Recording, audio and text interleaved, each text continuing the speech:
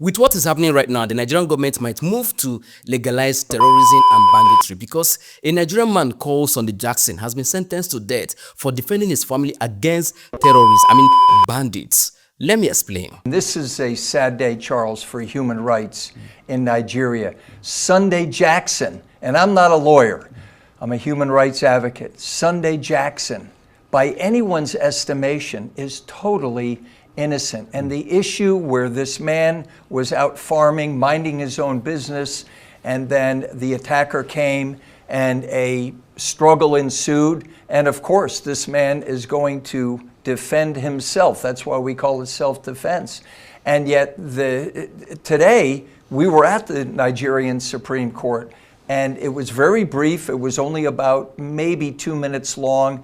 And we just wept at the failure of the Nigerian Supreme Court to say that this man, and they had the opportunity to say this man was totally innocent. We haven't seen all the ins and outs of the decision, but we had the opportunity to meet this humble farmer, this young man who unfortunately his wife abandoned him, had been on death row for 10 years. So Sunday Jackson has now become an international case. So as you heard, a Nigerian man called Sunday Jackson defended his family against Fulani Herdsmen. They came to attack his family. They first attacked his farm. They came to attack his family, and he defended his family against those Fulani Herdsmen, resulting to him unaliving one of them. When he was arrested and tried, the Supreme Court sentenced him to be unalived because he did self-defense. So Supreme Court expected him to, wait for the Fulani people to unalive him and nothing will happen. Now, in case you don't know what some of those Fulani herdsmen use their cow to do to people's farm, watch this video.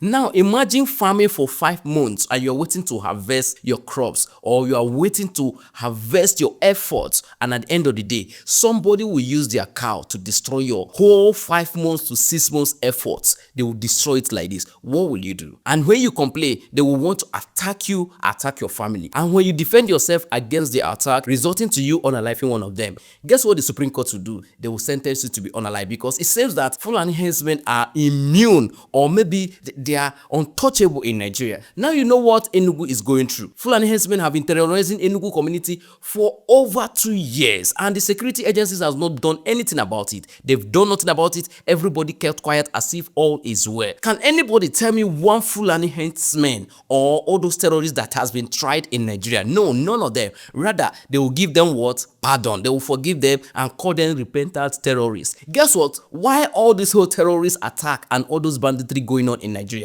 The federal government is planning to build new rehabilitation center for banditry and terrorists. They call them lower risk bandits. Is there anything like lower risk bandits or lower risk terrorists? Because I don't understand.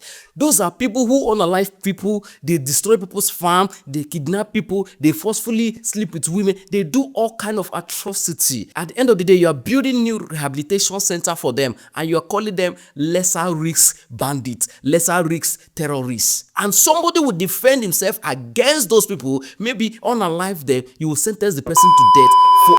See, Nigerian government never tell us what thing they use Fulani herdsmen do in Nigeria. They never tell us what thing they use bandits do in Nigeria. They need to actually speak because, see, it's getting out of hand. Guess what? I need to blame CAN. You see, the most, I don't want to call them useless organization in Nigeria right now, is CAN. CAN, Christian Association of Nigeria. Those people, I don't know where they stand at all. You cannot tell me that such kind of thing has been happening in your country and they cannot do anything about it. Just like NLC. Anyway, let's forget about NLC. NLC has nothing to do with this. Just one useless organization on its own. But CAN is another useless organization we need to call out in Nigeria. Because what are they doing about it? It takes another pastor from another country to come to Nigeria to speak up when we have a lot of them here. Do you know how many Christians? Do you know how many bishops? Do you know how many reverend fathers that has been unalived in Nigeria? And CAN will do nothing. They only do publication on newspaper and that's the end of it.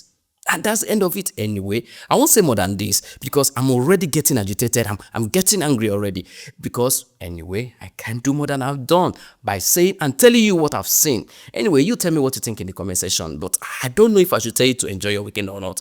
But don't forget to enjoy your weekend. Nigeria.